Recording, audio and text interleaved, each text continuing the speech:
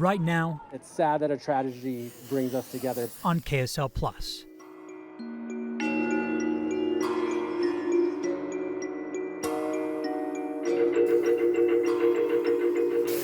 I'm hurt and I'm so angry. In the wake of 2 horrific mass shootings in Texas and New York. So we still have mass shootings. This month has been horrific, as I'm sure we all know. A possible way forward.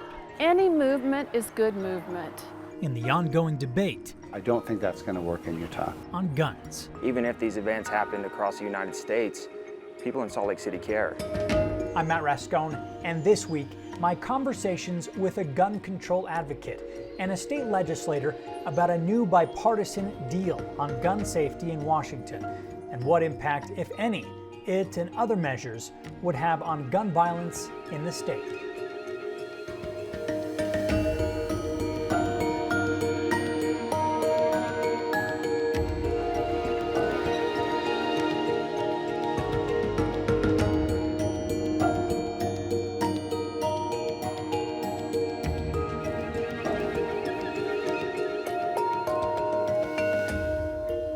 Over the weekend, 20 senators, including Mitt Romney and 9 other Republicans, reached an agreement on gun safety legislation. Frankly, what made the difference this time was just how horrified millions of Americans have been. The proposal includes support for state crisis intervention orders.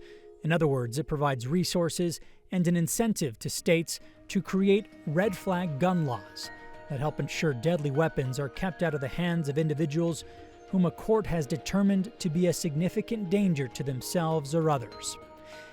It includes investment in children and family mental health services, protections for victims of domestic violence, funding for school-based mental health and supportive services, funding for school safety resources, telehealth investments, and an enhanced review process for people under 21 who want to buy a gun. So I guess initially we're cautiously optimistic. I spoke to Nancy Halden about the plan. We're happy to see that 10 Republican senators waded across the aisle on this issue. That's new. She is the communications director at Gun Violence Prevention Center of Utah. That's a nonpartisan nonprofit with the mission of preventing gun violence through education and reasonable gun regulation. I will say that the gun lobby has had a stranglehold on the Republican Party on the issue of gun violence prevention. And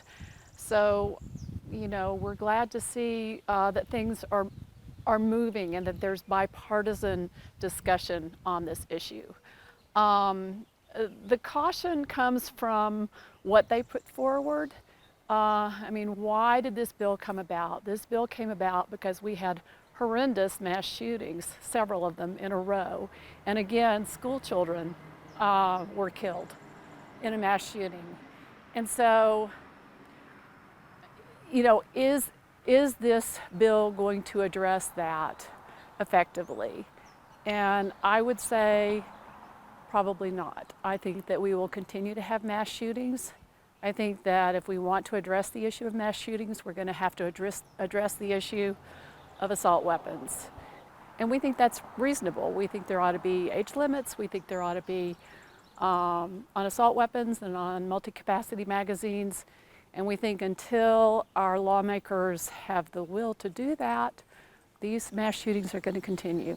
It's something that's going to take all of us to address. These things shouldn't be happening, right? We have an abundance of resources. And I don't have the answers, and I don't know what direction to go. It's too often that we catch up too late. Those who gathered in this garden at Salt Lake Community College talked racism, mental health, and gun laws. And it's because we have very few mechanisms to hold policymakers accountable for their lack of action on gun violence in this country. But in the middle of many words, a school should always be a safe zone for a child. They offered one clear action. I can only help them heal from here. Healing is a long process. I can take the pain away. There's no way that losing your child can be without any suffering. But to these people, Catherine Massey. It started tonight with remembering and Geraldine Talley and honoring McKenna Lee Elrod. The lives that were cut short. People need to come together and know that we have each other and that we can stand in solidarity. And as they remembered, Irma Garcia. they hope the future may one day be different. Even if these events happen across the United States, people in Salt Lake City care. It sounds like you're saying this proposed legislation does not go far enough. It does not go far enough. There are many good aspects of it. Specifically for Utah, the two things that we were glad to see in there, they are incentivizing, they say they're going to incentivize, I should say, extreme risk protection order.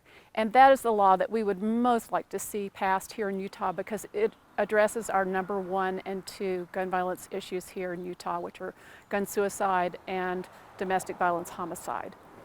So talk about that law. Yeah, so 19 states and the District of Columbia have this law now, have passed this law. The gun lobby claims that there's no due process with this law.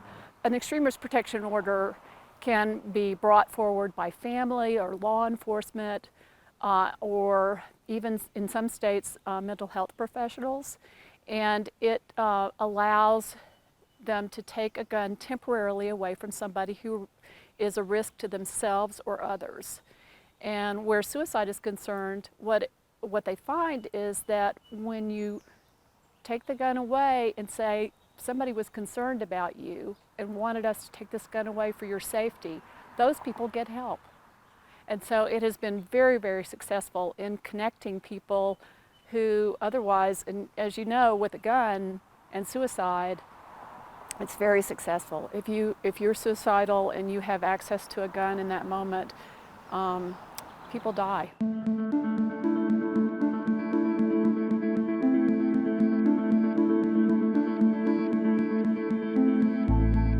This would leave those laws, those red flag gun laws, up to the states, from my understanding. It would, and that's where we run into the wrinkle here in Utah. We have tried to pass that law here in Utah because we do believe it would save so many lives. Representative Handy ran the bill 3 years in a row. The last year, he pulled it before the session even started, and the legislature, the Republicans in the legislature said, and I quote, "We have no appetite for this bill." I don't know why. I guess that's a question for them. For people at the federal level to come together and work together on this is significant. That piece of it is significant. What comes out of it and what actually gets put into law remains to be seen, and that's where our caution is. There are two other things that are worth mentioning about that bill. One is the boyfriend loophole for domestic violence. And as I said, our number 2 gun violence issue here in Utah is domestic violence homicide. So that would have an impact here in Utah if they pass that at the federal level. It extends the law for taking guns away from domestic violence abusers to boyfriends. But the other thing that is disappointing about this bill is over 90% of Americans want to see the background check loopholes closed. To gun owners and non-gun owners, that's just a no-brainer. Why wouldn't everybody pass a background check before they buy a gun? And this bill falls short of that, and I can understand that. There's huge public support for that. Why not just close that background check loophole? This one makes a stab at closing a little bit of it. Why not just close it? Since 2012, we've been trying to do that at the federal level. After Sandy Hook, at the federal level, they tried to close the background check loophole, and they haven't been able to do that. Why is that? Look, I am all for spending more money on mental health and suicide prevention. Especially here in Utah, we have a terrible problem here, and we're way underfunded. But will that solve the gun violence issues around that? No, it will not. You can't just, gun violence is a multi-pronged issue. It's not just one thing. It's a lot of issues, multifaceted. And you've got to come at it from a lot of different angles. And I do think this bill falls short.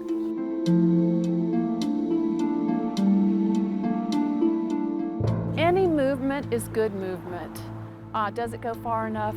No. Will it stop mass shootings? Sadly, no.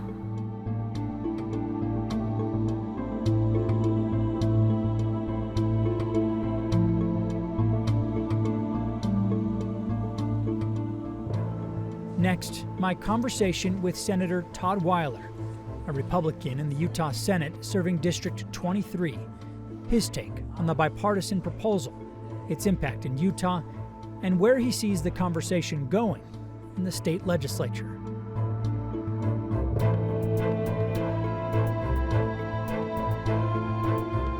I don't see the Uvalde shooting or the Buffalo shooting as a groundswell of support in the Utah legislature to completely change our gun laws in Utah. You know, I would probably support some reasonable measures, but I don't expect that we're going to have a wide swath of change in policy in gun legislation, because ultimately most of these proposals are just punishing the 99.9% of people who are abiding by the laws because of the small, very, very, very small amount of people who are not abiding by the laws. So, is there room for more legislation in Utah? Well, there's always room for more legislation. I sponsored I tried to work with the NRA on a red flag bill myself a couple of years ago, but I couldn't get the support I needed to even get that through a committee vote in the Senate. And so I'm not sure that sentiment has changed. But I think that as long as due process requirements are met, as long as there's a notice and a hearing, I do think that families should have the ability to say, we have this relative who is mentally unstable right now, and that they shouldn't have their guns. That's something that I would continue to support. I think people get worried that it'll be abused, or that there won't be due process, that the person wouldn't have the right to show up and represent themselves and make their argument, or that maybe a jilted spouse or a jilted relative would use it, in an abusive way. And I guess you could say the same thing about our protective order process, that those can be abused, but we don't throw the baby out with the bathwater. Why should an 18-year-old have that gun? He and his son Kelly marched in this rally back in 2018 after the Parkland, Florida high school shootings. This year, Kelly isn't here because he was killed by a teenager who shot him at a South Jordan party last year. All-American boy. He was a starting middle linebacker, Jordan High, wrestled on the high school team. James says that teenager bought the gun legally. I don't want 18-year-olds running around with the type of guns, with the type of testosterone and out to prove something. Which is why he's here again. And this group promises to continue marching, hoping to get the attention of lawmakers for what they call common sense gun laws. No one's coming to take anyone's guns. That's what I hear all the time. That ain't gonna happen. It's never gonna happen. They're not gonna come and take anyone's guns. I don't want my guns taken from me. End gun violence! In terms of raising the age to 21 to buy assault rifles, the problem with that is California just did that, and the Ninth Circuit Court of Appeals just ruled last month in May of 2022 that was unconstitutional. And I'm not sure how you have a country where you tell someone who's 18 that they have to register for the draft, but that they're not old enough to buy a weapon until they're 21. I think that's problematic. Just a note here on this part of the plan. It does not include raising the age to buy a gun to 21. Rather, it adds a layer of scrutiny for people who are under 21 who want to buy a gun. That would involve reviewing juvenile and mental health records and checking with state databases and local law enforcement. I'm not sure that an 18-year-old needs to be able to buy an assault rifle or assault weapon, but again, I think these are arbitrary, slippery slopes, and when the Ninth Circuit Court of Appeals says that that's illegal, I'm not sure that we should be voting on a law that may very well be unconstitutional. There is renewed hope for some in Washington after a group of bipartisan senators reached a deal on gun control. Senator Mitt Romney is among 10 Republicans supporting the measure. But what impact would it have on states like Utah? News specialist Matt Rascone is live. Well, I always like to see bipartisan solutions proposed. I applaud Senator Romney and others who are trying to work on a difficult issue. This issue has the nation's attention. It should have the nation's attention right now. I was surprised with what the deal doesn't include. It doesn't include a ban on assault rifles, which we had 20 or 30 years ago, and that didn't seem to solve the problem for the decade that it was in effect. And I think Congress is really good at throwing money at problems, but this is not a problem that I think money will necessarily fix. So I've read about the concepts in this bipartisan solution. Of course, the legislation hasn't been drafted. The devil's always in the details. But ultimately, I think that this is a decision that is going to be decided by the states on a state-by-state level. And so I'm not sure. While I welcome those efforts, I think we should be having those discussions. I'm not sure that it's going to be a real game changer. And why do you say that? Well, because I think that I think it's nipping around the edges, and we are a divided country on a lot of issues, including guns. I personally have been surprised in the legislature as I talk to my Democratic colleagues across the aisle, how many of the Democrat legislators in Utah are gun owners and even gun enthusiasts. And we live in a state with a lot of people that love their guns, and there are some people that would rather they all go away, but they're the vast minority. And so I think that any proposal that would restrict Second Amendment rights is going to be dealt with very, very curtly. It won't be warmly received at the Utah legislature, and I don't expect that's going to change because of the recent shootings.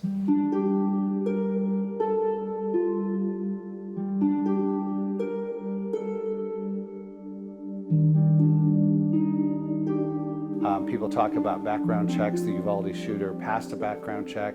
People talk about red flag laws, which I'm not opposed to in concept as long as there's due process. The Buffalo shooter, there's a red flag law in New York, and that didn't stop him. And so I think when a tragedy happens, when children die, it was horrific. I think a lot of people are agreeing with the Matthew McConaughey sentiment. Let's do something. But I also think that the something that we do has to have a logical nexus. Would that have stopped? Would that prevent future shootings? Well, I had a lady stop me at church last week and said, I could use my car as a weapon, and I have to get a license to drive my car. And I didn't want to argue with her in church, but the fact of the matter is the right to bear arms is expressly spelled out in the Constitution. That makes it different than a lot of things that we deal with in our society. I took an oath to uphold the state constitution and the federal constitution. So I think when it comes to gun rights, every proposal has to be viewed through a constitutional lens. And I don't think it's my job as an elected official to start stripping away people's constitutional rights. And so while some of these proposals may sound pragmatic on paper, the question is would they withstand court scrutiny? And raising the age to buy assault weapons in California, and the legislature passed it, and the courts have already struck it down. This bipartisan deal has gotten a lot of praise. People talking about how significant it is because there hasn't been significant legislation when it comes to gun control in a long time. But correct me if I'm wrong. It sounds like you're saying that the potential for impact in a state like Utah, you just don't see it. No, I think that, I think that there should be bipartisan discussions, because children dying in schools is not a Republican or Democratic issue. It's a cultural issue. So I praise the efforts, but again, we've had several attempts in Utah to pass red flag bills, and they haven't passed. What I'm saying is, I don't think just offering the state some money to pass that law, I don't think that that's going to push a lot of legislators to kind of change their opinions or their beliefs about that proposal. And and again, the legislation's not drafted. So right now we have some concepts that are being batted around, but I'm not sure what the legislation's actually going to say. Anything I didn't ask you about this particular deal? Well, I just want to say, as a parent and grandparent, my heart goes out to people who are concerned about the safety of their children in schools. That's something that no one should have to worry about. But we also have to make sure that any reaction that we make to that is not just a knee-jerk reaction that's not going to improve the the situation. And you know, when you have more guns in the state than you have people, I'm not sure that starting to restrict the sale of more weapons is going to solve a problem, because you know, a lot of people worry about if we move the pendulum too far, then all of the law-abiding people can't get guns, and the criminals who aren't abiding by the laws will be the only ones that have them. And I don't think that that's an answer either. So. Okay. The last thing I'll say is, if there was an easy solution, I think we would have adopted it already. This is a very, it's a black and white issue to some people. People that love guns say it's in the Constitution. People that don't like guns say just ban them all, you know. But it's a lot more nuanced than that. We're 6 months out from the next, the session. Is this even going to be, is this going to have faded away by then? I think some of the emotion and some of the will have faded. We've seen that with other issues. If we had our session, you know, if Uvalde had happened right during the session, I think that would have been a different situation. But yeah, I think with everything going on in our country right now, I think in February there will be other issues. There may be other issues that are the top on legislators' minds rather than gun restrictions. Should this be a priority in the next session? Yeah, I think it will be a priority. I expect some bills will come forward. I'm just not sure how much support they will have. The solutions, I think, are very complicated and difficult. It's not just to do this one thing and then stop. I want to bring a measure to the floor for a vote as quickly as possible. This bipartisan framework has gotten a lot of praise. I'm proud to support the Senate's bipartisan gun safety proposal. This is a common sense step forward to protect our children, including our families, and our rights. From Evan After McMullen. Years of gridlock and division, certain Democrats and Republicans are breaking with the extremes in their parties to get something done. An independent running for Senator Mike Lee's U.S. Senate seat. I do think that this is a sensible way forward for the federal government to support states as they find laws that work within their own jurisdictions and that are constitutional to help keep weapons out of the hands of the violent. McMullen called on Senator Lee to get on board with the proposal. When it was announced over the weekend, Senator Lee tweeted, "I will always stand on the side of the Second Amendment, law-abiding Americans, due process, and justice. Those who commit acts of rampage violence are criminals who must be stopped." I look forward to reviewing this legislation. The proposal has not been written up into legislation yet, but with 10 Republicans in the Senate supporting it, the bill would have enough votes to push through the Senate. President Biden has said he would sign it. That does it for us this week on KSL Plus. I'm Matt Rascone. We'll see you again next week.